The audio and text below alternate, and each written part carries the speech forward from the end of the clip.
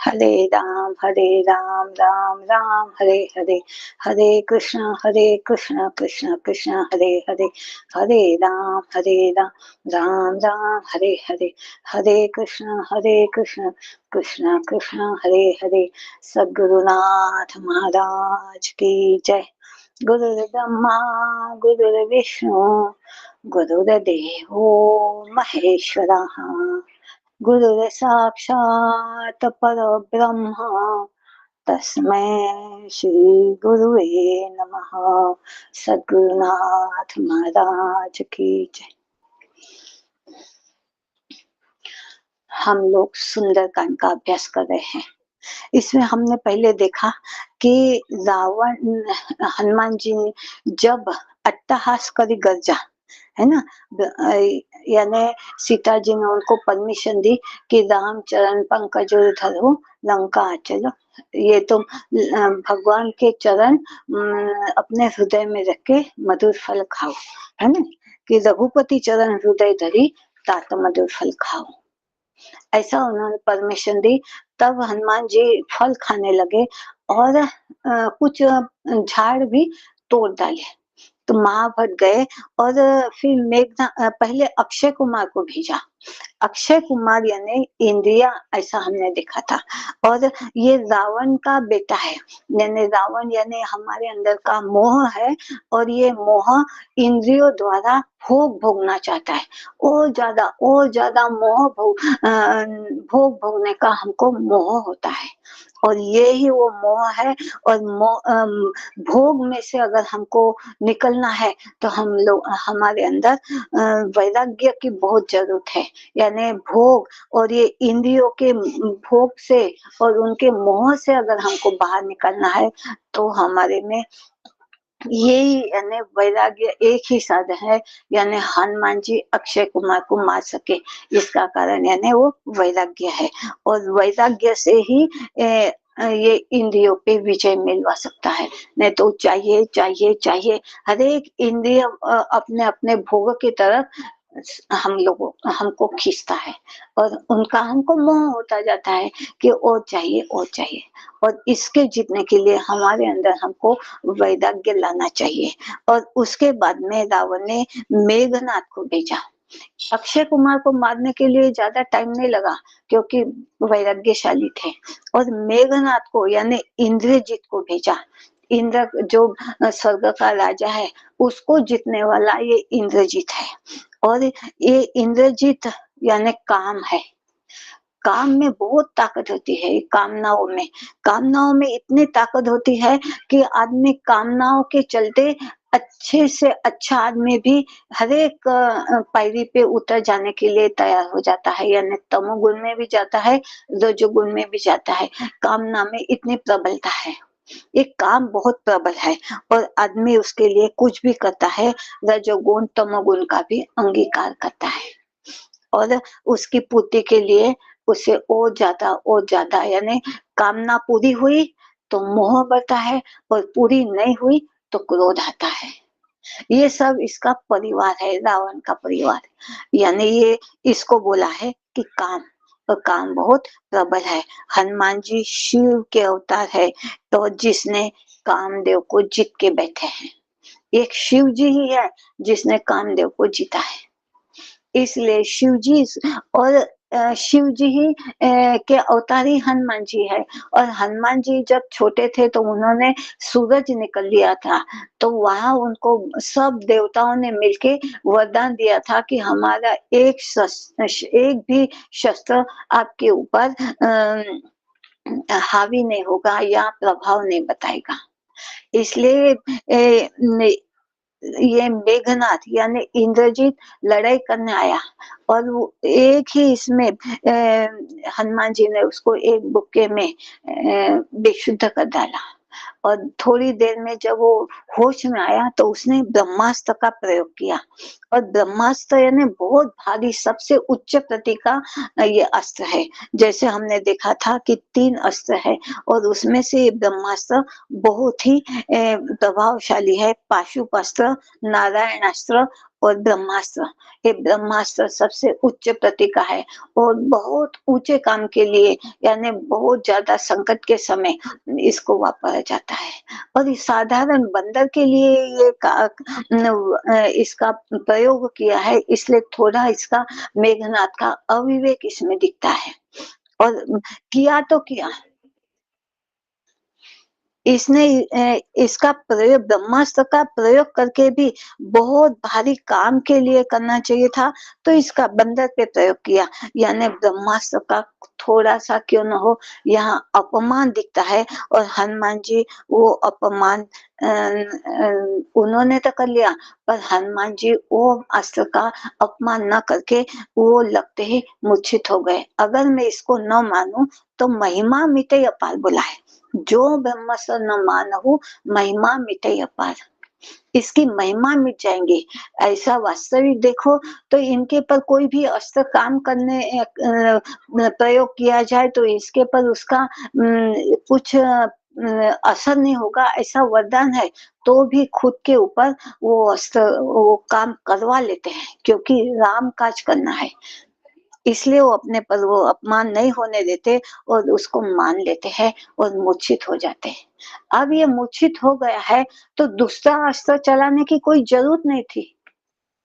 पर तो भी मेघनाथ को यानी इंद्रजीत को लगता है न जाने ये काम करेगा कि नहीं करेगा, यानी ब्रह्मास्त्र पे भी उसका विश्वास नहीं है और ये विश्वास नहीं रखा, इसलिए ब्रह्मास्त्र को लगा इसको मेरे पे विश्वास तो नहीं है और नागपाश का प्रयोग कर रहा है तो मैं निकल जाता हूँ। और इतना भारी ब्रह्मास्त्र यानी जिससे हनुमान जी को मूर्छा हुई थी वो निकल गया और ब्रह्मास्त्र निकला और इसने नागपाश से बंध गए।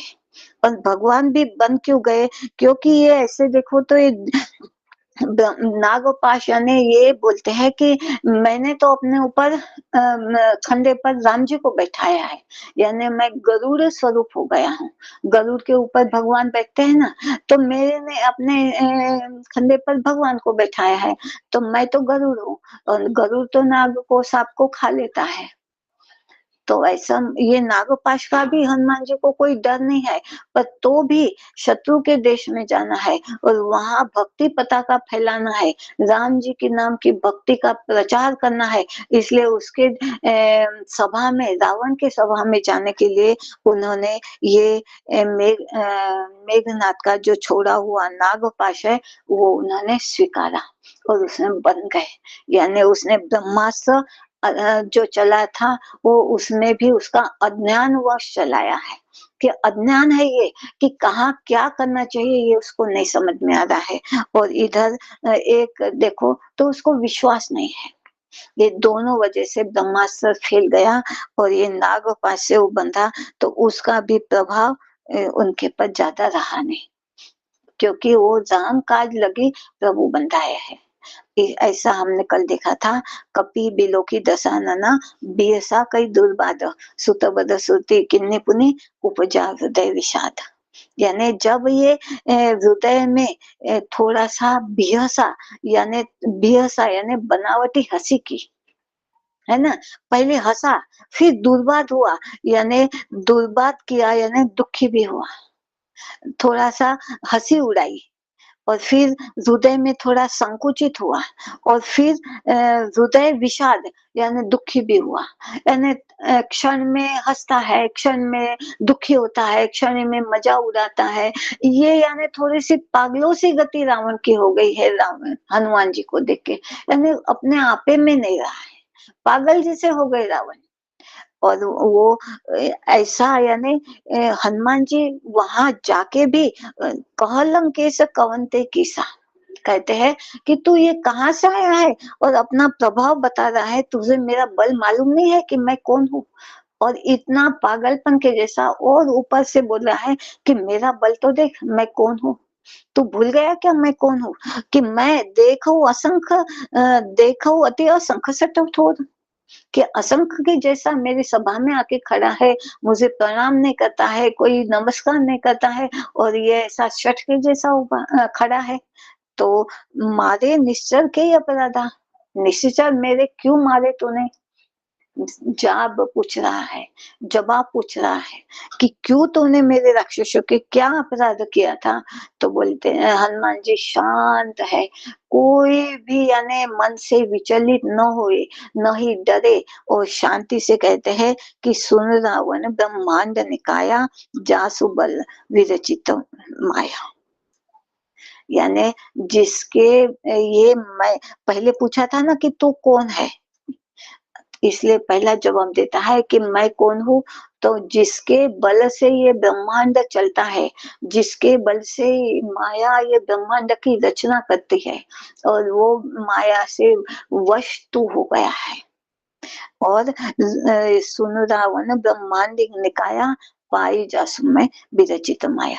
ये माया के वश तो हो गया है और माया ने जिसके बल से माया सब ब्रह्मांड को रचती है वो, और जाके बल बिरंची हरि ईसा के ब्रह्मा विष्णु महेश जिनके बल से ही ये सृष्टि का सृजन करते हैं, पालन करते हैं और लय करते हैं, वो और मैं उनका भी मैं दूत हूँ। यानी अपना बड़प्पन, अपना अभिमान कहीं भी हनुमान जी बता नहीं रहे, मैं उनका दूत हूँ।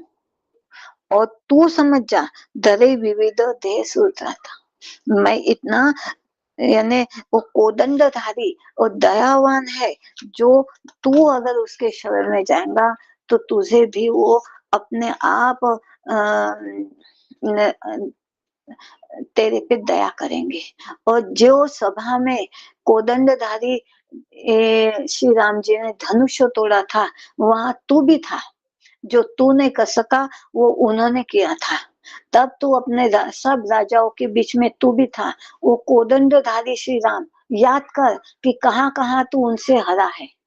वहां रावण भी था, अगर चाहता तो वहां ही वो शिव जी का धनुष तोड़ के सीता जी को ब्याह ला सकता था, पर वो नहीं तोड़ सका। पर आज सीता जी को खरदूषण त्रिशिरा और बाली, जिसने खरदूषण और त्रिशिरा को और बाली को भी मारा है, वो ही जो सब ये चारों ही बहुत बलशाली थे। उधर बोलते खरदूषण मम सम बलवंता, यानी खरदूषण यानी ये रावण के जैसे ही बलवान थे। और हमारे अंदर के खरदूषण यानी संकल्प विकल्प है। ये संकल्प विकल्प यानी करो कि नहीं करो, करो कि नहीं करो। और एक बार का हम संकल्प की तरफ जाते हैं या विकल्प की तरफ चलते हैं, और ये इतने प्रभावशाली रहते हैं हमारे मन के संकल्प विकल्प कि हमको चैन नहीं लेने देते। वैसे ही खरदूषण और त्रिशिरा बहुत ही बलशाली थे। और वो खुद कहता है कि खरदूषण मम सम बलवंता, मेरे जैसे बलवान थे, इसको राम जी ने मार डाला। बाली का तो उनको मालूम है कि बाली कितना बलवान था, कि उसके काख में दबा कर फिरा था वो। इसलिए बोले हैं कि ये सब जो बलवान थे, इनको मारने वाले जो है वो राम जी जाके बल लव ले से जिते चराचर जारी, तासु दूत में जाकरी हरियाणा नारी। पूरी सभा में उनको चोर कहता है कि तू ये दूसरे की नारी को चुरा के लाया है, जाके बल ललोटे जिते चराचर जारी। उनको तू ऐसा जीत नहीं सका, तो चोरी से सीता जी को हर लाया है। उनका मैं दूत हूँ।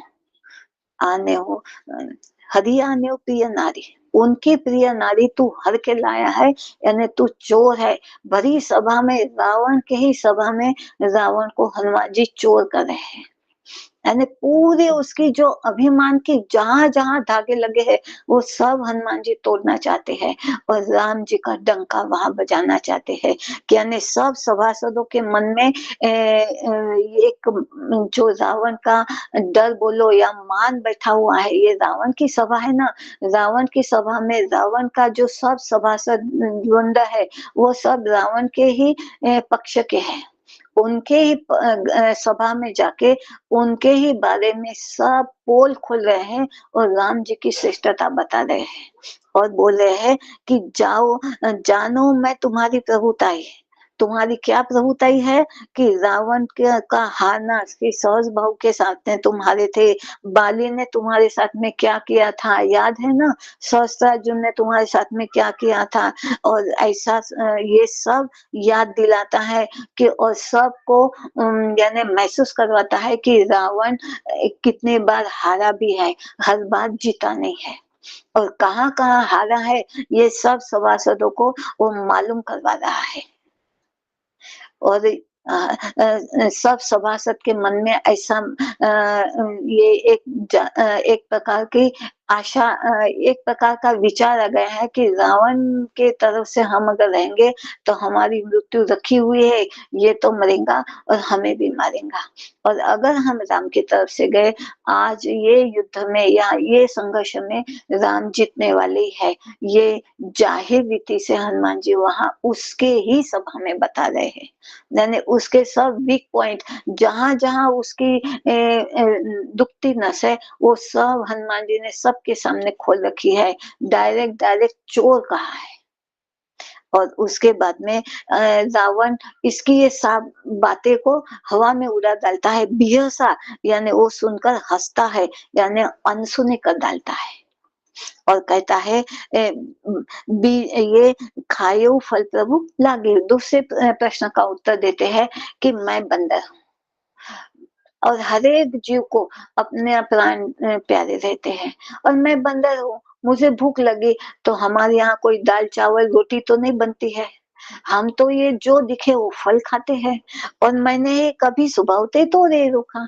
मैंने सबके देह परम प्रिय स्वामी, मुझे भी मेरा देह प्यारा है, तो मैंने भी भूख लगी थी तो खा लिया। और ऐसा में खा रहा था, यानी पंचवटी में जो तुम गए थे, इसलिए यहाँ साधु भी बोला है कि खायो फल प्रभु लागी भूखा। और सबके देह परम प्रिय स्वामी कहा है, यानी बड़ा स्वामी यानी बड़े बोला है। यहाँ हनुमान जी अपनी नम्रता छोड़ नहीं रही है, सबके देह परम प्रिय स्वामी, यानी तू स्वामी बन के साधु बन के जो पंचवटी में गया था ना, फल लाया था पर नारी को स्वामी बन के गया था और भाग के चोरी से परस्त्री को चुरा के लाया था। वैसा ही शरीर अपने सबको प्यारा होता है। तो मेरे को भी इसलिए जानबूझकर उसको स्वामी कहता है कि तू कैसा ढोंगी स्वामी है, कि पंचवटी में ढोंगी स्वामी बन के गया था ना तू, इसलिए वहाँ इसको जबरदस्ती उसको याद दिला रहे हैं कि तू वो स्वामी है। ढोंगी साधु बन के गया है, स्वामी जिस हम कोई संत साधु आते हैं तो हम उन्हें स्वामी जी कहते हैं ना, वैसे वो यहाँ उसकी हँसी उड़ाने के लिए कह रहे हैं, सबके देह परम प्रिय स्वामी, हे स्वामी, हे साधु महाराज, ऐसा कर रहे हैं कि जैसे सबको अपने प्राण प्यारे रहते हैं और उसको याद दिलाया है बोला स्वामी कह के कि पंचवटी में तू साधु बना था, स्वामी बना था और चुरा के लाया था, यानी नकली साधु तू है। और मुझे तो मेरा देह प्रिय है और सबको अपना देह प्रिय रहता है, तो मैंने अपना फल खाया। हमारे यहाँ कोई दाल चावल तो रहता नहीं है, तो फल खाए और जिन्होंने मुझे मारा उन्हें मैं मारा। मैंने अपने तरफ से किसी को नहीं मारा, जो मुझे मारने आया है। और अपने देह की रक्षा तो हर कोई करता है, तो मैंने भी अपने देह की रक्षा की। मुझे कोई अभिमान नहीं है कि मैं समझता हूँ या कुछ ये करता हूँ, इसलिए हाथ जोड़कर कहता है कि विनती करो जोरी कर रावण। बिल्कुल अभिमान रहित होकर शांति से हनुमान जी बोल रहे हैं कि विनती करो जोरी कर रावण, सुनो मानत जी मोर सिखावन। कि अपना ये अभिमान तज दे। परमात्मा में भगवान के पास में जाने के लिए कभी भी हम लोगों को मालूम है कि अभिमान और परमात्मा का वैर है। जहाँ परमात्मा रहता है वहाँ अभिमान नहीं चाहिए और अभिमान रहा तो वो जो भी हो वो भक्त नहीं हो सकता, वो साधक नहीं हो सकता, वो अपनी साधना यानी जो साधना है जीव ब्रह्म ऐक्य वो साधन हो ही नहीं सकता है। इसलिए ये अभिमान छोड़ के और मैं बड़ा हूँ, ये शिव का अवतार है हनुमान जी और रावण शिव का भक्त है। और मैं तेरा बड़ा हूँ, तू मेरा भक्त है, मैं तेरे गुरु स्वरूप हूँ, इसलिए तुझे मैं सिखावन देता हूँ। कि अभिमान तज के सुनऊ तो सुनऊ मान तजी मोर सिखावन। ये अपना अभिमान थोड़ा साइड कर और मेरी सिखावन तू समझ ले कि मैं तुझे यहाँ हनुमान जी का थोड़ा वात्सल्य जाग उठा है। कुछ भी हो, श्री गुरु को अपने शिष्य की अवगति नहीं पसंद आती है। वो हर एक एंगल से उसको बचाना चाहते हैं, इसलिए कहता है कि भ्रमत जी भजो भगत भयहारी। अपना जो ये तेरा अभिमानवश तू भ्रम हुआ है कि मैं देह हूँ और ये सब मैं भोग रहा हूँ, पर तू ये जैसे समर्थ रामदास स्वामी ने कहा है कि देह बुद्धि ते आत्म बुद्धि करावी। यही श्री गुरु की सिखावन होती है। यहाँ भी हनुमान जी श्री गुरु के स्थान पे है ना, तो ये सिखावन दे रहे हैं कि तू भ्रम से निकल, यानी जो ये तेरी देह बुद्धि के भ्रम में तू है, वो भ्रम से निकल और आत्मा बुद्धि कर, और उससे तू भ्रम तजी भजो भगत भयहारी। अगर तू भजन करेगा तो ही उनको पा सकेगा। और लंका में जो ये पूरा उत्तम, तू तू कोई हल्का नहीं है, तू शिव जी का भक्त है, उत्तम कुल पुलुस्त के नाते तेरे ये उत्तम कुल पे तू दाग मत लगा। ये वो पुलिस जी के लिए ये शोभादायक नहीं है जो काम तू कर रहा है, इसको तू छोड़ दे। ये सब कह के लंका में ही ये प्रचार कर रहे हैं कि श्री राम भगवान है, और वो सब समाज के ऊपर असर कर रहा है कि तासो बैरु को मुँह कीजिए, मोरे कहे जानकी दीजिए।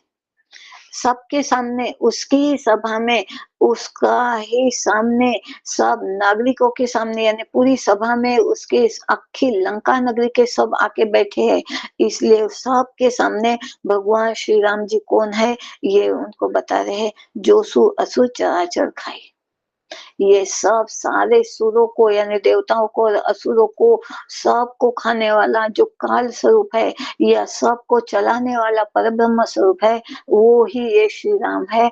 तो इनको सादा मत समझ, यानी सबके सामने उसको ही उस भगवान का झंडा फहरा है, या भगवान के नाम की या भगवान के प्रभाव की या प्रभुता की चर्चा कर रहे हैं। और कह रहे हैं कि तू उनका भजन कर, और यानी सबको रावण के दल को हरा ही समझ ले। ऐसा वो एक तरफ से ऐसा भी कर रहा है कि रावण को जो चराचर के स्वामी है ये खत्म करने ही वाले हैं, और इसके भरी सभा में कह रहे हैं कि जानकी जी को दे दो, क्योंकि ये भोग वृत्ति तू छोड़ दीजिए। ये जानकी जी कोई भोगने वाली वस्तु नहीं है, ये साधारण स्त्री नहीं है, तू इसे छोड़ दे। या प्रणत पाल रघुनायक करुणा सिंधु खरारी। और ऐसे तू करेगा तो गए शरण प्रभु राखिए, तब अपराध विसारी। ये करुणा के सिंधु है, ये तुम्हारी अगर तुम उसके शरणागत हुए, यानी शरणागत होना यानी सिर नवा के नमस्कार करना, या ऐसे ऐसे से शरणागत नहीं होते हैं कि जो उनका कहना है वो माने और वैसे ही अपने जिंदगी में जिए और अभिमान को त्याग दे। ये यानी उनके विचारों के संग में रहे और वैसा ही अपने जिंदगी में जिए, तो ये खरी शरणागति है। ऐसी शरणागति तू कर, और यानी मैं तेरे गुरु स्थान पे हूँ तो तू मेरा कहना मान। यानी जो श्री गुरु कहते हैं उनका कहने के हिसाब से हम हमारी जिंदगी में जीते हैं, तो हम खरे शरणागत हैं। उनके चरणों में अपना मस्तक नवाना यानी शरणागति नहीं है। उनके विचारों में अपने विचार मिला देना और उनके हिसाब से ही अपने जिंदगी में जीना।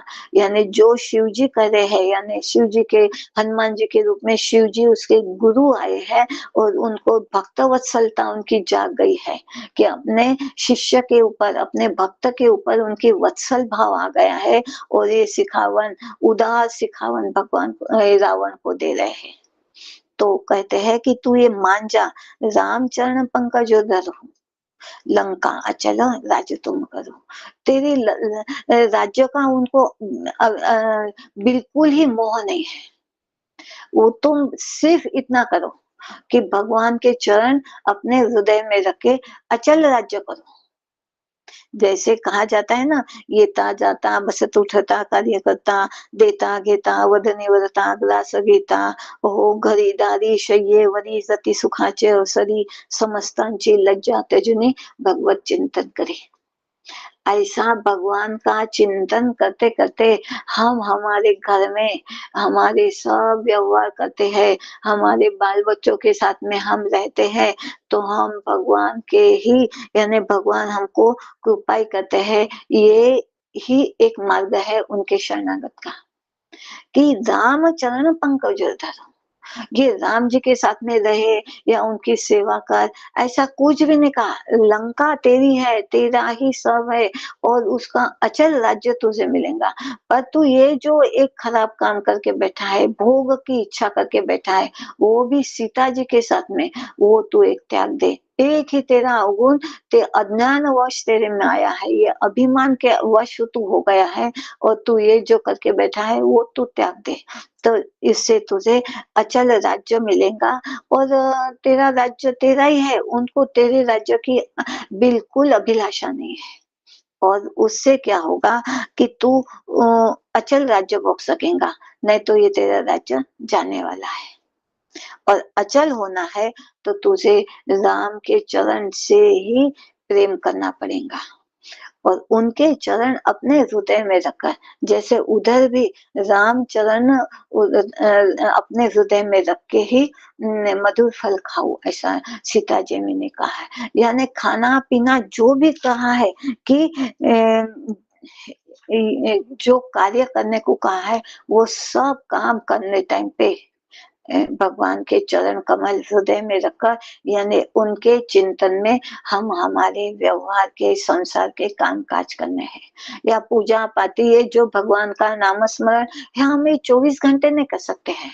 वो थोड़ी देर करके अधिष्ठान अपने हृदय में रख लेना है और भगवान के चरण यानी एक अधिष्ठान के रूप में हृदय में याद रखने के लिए रखना है। और वो चिंतन में हमारा, और चिंतन करने के लिए देह की जरूरत नहीं है, और देह से ये संसार के काम करना है और मन से चिंतन करना है। यानी चिंतन का विषय भगवान होना चाहिए, श्री राम होने चाहिए, अधिष्ठान स्वरूप श्री राम होने चाहिए। और ये इनकी वजह से अब मैं मेरे संसार के सब काम कर रहा हूँ, क्योंकि अधिष्ठान मेरे अंदर है। वो मेरे अंदर जो मेरे देह के अंदर जो चैतन्य स्वरूप वो अधिष्ठान है, जिससे मेरा ये देह काम कर रहा है। नहीं तो ये देह तो जड़ है, अगर ये चैतन्य उसमें नहीं रहा तो ये जड़ हो जाता है। इसलिए उसकी याद हरदम रखना है और ये महसूस करना है कि मेरे साथ में है, मेरे साथ में है, मेरे साथ में है। और ऐसे उसके शरण में रहना है, यानी उनके चरण पंकज अपने हृदय में रखना है, यानी हृदय सिंहासन पर वो श्री गुरु की पादुकाएं रखनी है। म्हणजे क्या, उनके चिंतन में रहना है। ऐसा चिंतन करके तो ये पूरा राज्य कर। और हमारे लिए ये ही बात ऐसा है कि हमारा संसार का, बाल बच्चों का, घर दार का जो भी काम धंधे सबको लगे हैं, वो हमारे को करने ही है। कर्तव्य कर्म जरूर करने हैं, पर उनके चिंतन में करने हैं। ये बात यहाँ शिव जी के रूप में हमारे श्री गुरु हमको सिखा रहे हैं। रावण के लिए ये नहीं है, मेरे लिए है। ये परमात्मा प्रथम पुरुषी एक वचन करना है, यानी प्रथम मेरे पे लाना है। और एक वचन, ये सब सिखावन किसी के लिए नहीं है, मेरे श्री गुरु ने मुझे ये सिखावन दी है। ऐसा सोच के हमने ये हमारे लिए कर लेना है। ये रावण तो एक निमित्त मात्र है। और ये ऐसा हमको हमारे, यानी हमारे अंदर जो ये भोग वासना कामना पड़ी होगी, तो वो हमको निकाल के भगवान का चिंतन में रह के हमको हमारे सब काम काज घर के संसार के करने हैं। ये सिखावन बहुत अच्छी सिखावन यहाँ हनुमान जी ने शिव रावण को दी है, वो हमको दी है, ऐसा हमने सोच लेना। परमात्मा बिल्कुल एक वचन, प्रथम एक वचनी यानी प्रथम पुरुष करना है, प्रथम मेरा नंबर लगाना है और मुझे में ही बोला गया है, ऐसा ही कभी भी सोचना और वो तुरंत कार्यान्वित करना, यानी ऐसा ही काम मुझे मेरे जिंदगी में करना है। राम नाम बिनु गिरा न सोहा। यानी कि तू इतना श्रेष्ठ है। पहले बोला है कि ऋषि पुलिस जसो विमल मयंका, तू इतना श्रेष्ठ है, ऋषि पुलिस के जैसा है, उनको चांद के जैसा उनका ये तेजस्वी उनका कुल है, और तू वो कुल का है, उसमें तू दाग मत बन, कलंक मत बन। और तू राम नाम के बिना कोई भी शोभा को प्राप्त नहीं होते हैं। जैसे बसन ही नहीं सो सुरारी, सुरारी कहा है कि हे देवताओं के शत्रु होके भी उसको भगवान सिखावन देने वाले ऐसे श्रेष्ठ शिव जी हो सकते हैं, यानी श्री गुरु ही हो सकते हैं। नहीं तो साधारण कोई भी रहा तो शत्रु को सिखावन नहीं देता है, शत्रु के साथ में लड़ाई करता है। पर ये एक ऐसे है श्री गुरु रूप शिव जी यानी हनुमान जी है, जो शत्रु पक्ष में जाके उसको जाके उसके ही घर में उसके ही सभा में जाके उसको समझा रहे हैं, उसकी गलती की उसको महसूस करवा रहे हैं, और उससे उसको बाहर निकालना चाहते हैं। विशाल हृदय के रहते हैं श्री गुरु, और वो ही काम यहाँ हनुमान जी कर रहे हैं। आए हैं राम काज करने के लिए, और साथ में इसको सुधारने का अपना कर्तव्य है, ये भी वो साथ साथ में कर रहे हैं। और ये राम नाम के बिना ये वाणी भगवान ने दी है, तो ये राम नाम बोलने के लिए दी है। डोळे तुम्ही पहा हो माझ्या विठोबाचे मुख, कान तुम्ही ऐका माझ्या विठ्ठलाचे गुण, वाणी तुम्ही घ्या गावे माझ्या विठोबाचे गुण। यानी ये करने के लिए ही भगवान ने हमको ये मनुष्य देह दिया है, और हर एक इंद्रिय हर एक अवयव उसके लिए ही वापरना है। और बोलते हैं कि राम नाम बिनु गिरा न सुहा, अगर ये वाणी से राम नाम न लिया गया तो इससे तो मुका भला। और देखो बिचारी त्यागी मनमा, और ये विचार तुझे क्यों नहीं आ रहा है, क्योंकि तेरा मद और तेरा मोह, मद यानी तेरा अभिमान और तेरा मोह है। हे देवताओं के शत्रु, तू समझ जा, मेरी बात समझ जा। ऐसी प्रेम भरी वाणी और प्रेम से समझाने वाले श्री गुरु ही होते हैं, उसके सिवाय कोई नहीं होता है। और समझाने के लिए कहते हैं कि सब गहनों से सजी हुई नारी अगर बिना वस्त्र के रही तो जैसी शोभा को प्राप्त नहीं होती है, वैसे संसार की सब सुख सुविधा से भरी हुई ये जिंदगी में अगर राम नाम न लिया जाए या राम का चिंतन न किया जाए तो शोभा को प्राप्त नहीं होता है। और राम विमुख हो, जैसे कोई नदी में खुद का जल स्तोत्र न हो अंदर से, तो वो बरसाती पानी में ही आती है और बरसात जाते ही सूख जाती है, वैसे ही ये जिंदगी में सब सूख जाता है अगर राम नाम का स्तोत्र नहीं रहा तो। ये ही ऊर्जा देने वाला है, यही हमारे को अजर अमर जो गुण सिद्ध हो वो हनुमान जी को मिला है, वो ही हम लोगों को भी मिल सकता है। अगर हमारी वाणी ऐसे राम गुण गाने में लग जाए, हमारे कान राम गुण सुनने में लग जाए, हमारी आंखें राम दर्शन में लग जाए। सुनो दस कंठ कह्यों पण लोपी, विमुख राम त्राता नहीं कोपी।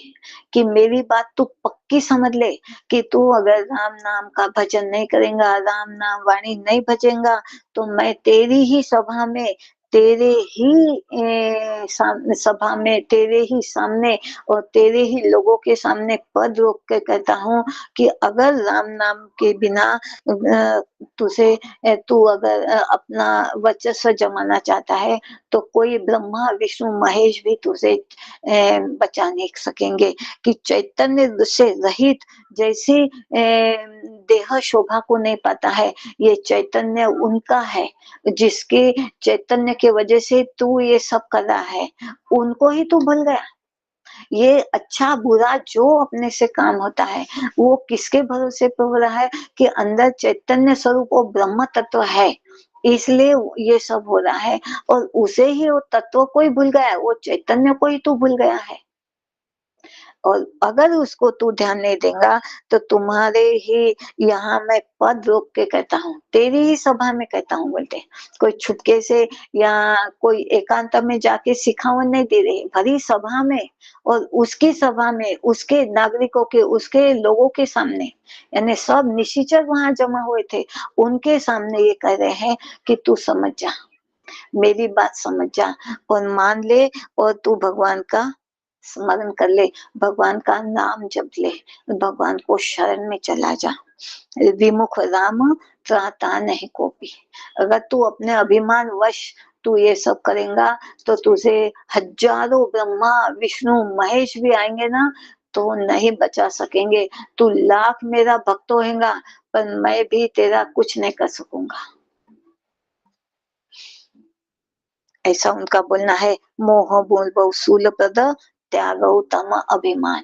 यहाँ तम अभिमान बोला है, यानी तीन गुण के अभिमान होते हैं। देह का जो अभिमान होता है, तम गुण का अभिमान है ये, और जो राजस अभिमान यानी कर्म, मैंने ये किया मैंने वो किया, वो कर्म का अभिमान बताने वाला यानी राजस अभिमान होता है।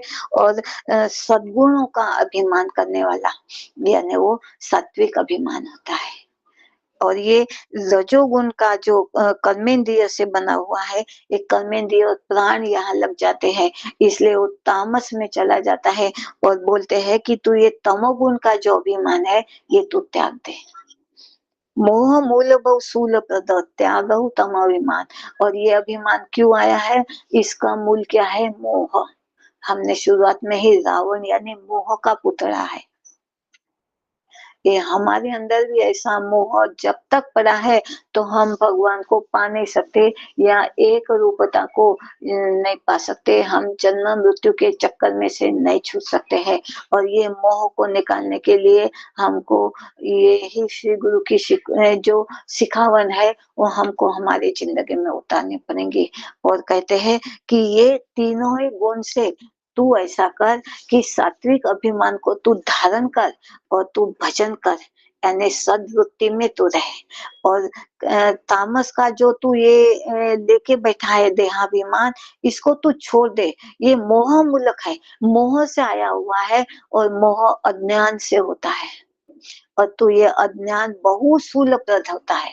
मोह मूल बहु शूलप्रद त्यागहु तम अभिमान। ये शूल के जैसा, यानी शूल यानी वो अंकुजिदा जो एक शूल रहता है ऐसा बारीक और बहुत चुभता है वो। ये तेरी ही करनी तुझे बहुत त्रासदायक होंगी और ये तू छोड़ दे। और जो जब तक मनुष्य ऐसे दुख भोगता है ना, उसका कारण, दुख आने का कारण यही मोह होता है और ये बहुत दुखदायी होता है। और श्री गुरु है इसलिए बोलते हैं कि दुख हारी भगवान का तू भजन कर ले। और दुख हरण करने वाले एक और एक श्री राम ही है।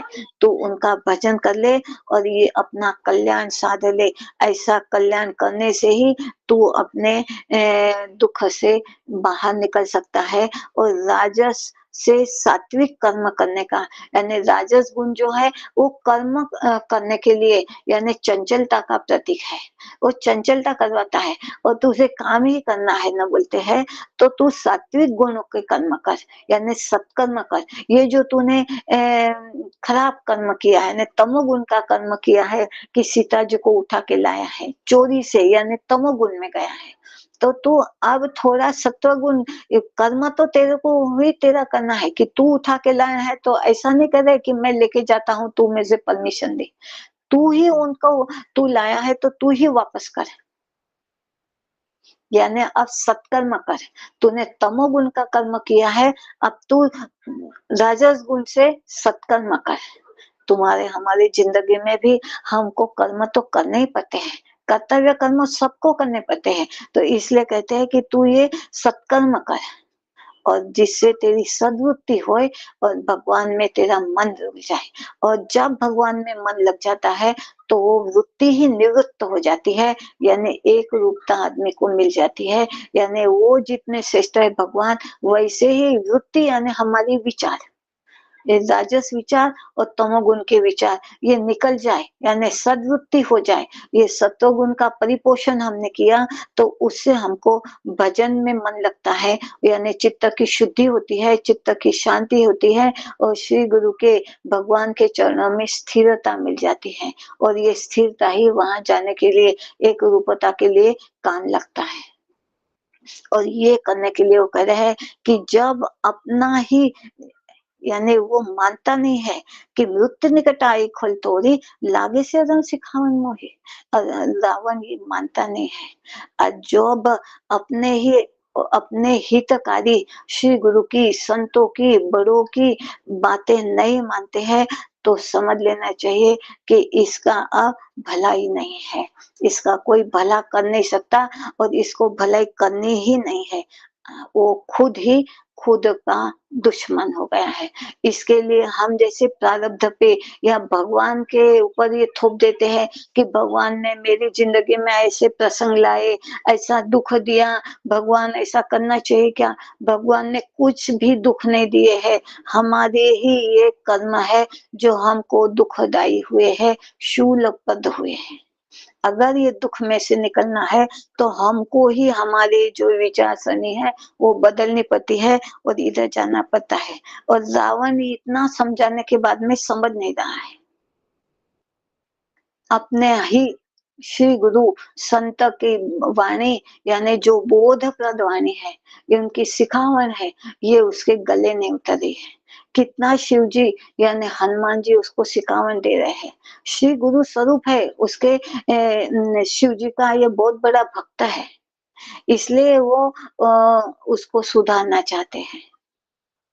और राम काज तो करना ही है, पर ये भक्त भयहारी होके उसके भय से, उसके अवगुण से उसको निकालना चाहते हैं। ऐसे कृपालु दयालु, यानी भगवान से भी दयालु श्री गुरु होते हैं, जो इतने भरी सभा में उसको समझा रहे हैं और राम से उसको मिलाना चाहते हैं, यानी जीव ब्रह्म ऐक्य करवाना चाहते हैं। पर ये अभिमानवश, ये तमोगुण से घिरा हुआ है, मोह से घिरा हुआ है, इसलिए वो ये श्री गुरु की, संतों की वाणी, या जो अपने बड़े ही अपने को जो हितकारी बातें बताते हैं, वो हमको समझ में नहीं आती या हम समझना नहीं चाहते। जैसे यहाँ रावण ये हितकारी बातें समझना नहीं चाह रहा है, वो उतना हल्की बुद्धि का नहीं था जो समझ ना सके, पर समझ नहीं रहा है, यानी उसका तमोगुण बहुत बड़ा बढ़ गया है।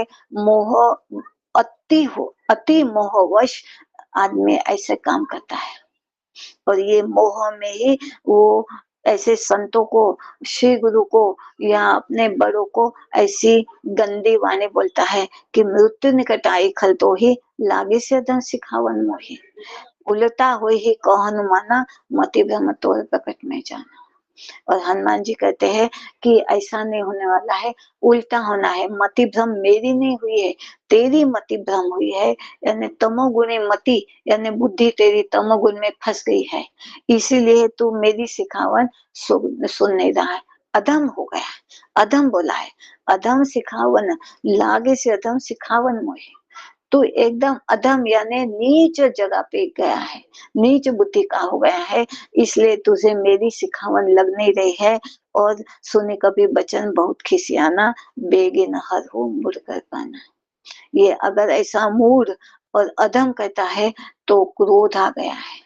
मोह का ऐसा ही होता है, अगर उसका मोह की पूर्ति हो, जो वो चाहता है वो मिले, तो लोभ होता है, और नहीं आया तो क्रोध आता है। ये मोह की पूर्ति यानी कामना की पूर्ति नहीं हुई, इसलिए क्रोध आ गया, और पूर्ति होती तो और चाहिए, यानी लोभ बढ़ता है। इसलिए कामना का मूल ही वैराग्य है। ये कामना इसकी छूट नहीं रही है, यही इसका कारण है कि क्रोध आ गया है। अब वो क्रोध में हनुमान जी के साथ में क्या करता है, उसकी सभा में क्या होता है, ये हम फिर से देखेंगे। अब यहाँ रुकते हैं। श्री राम जय जय राम।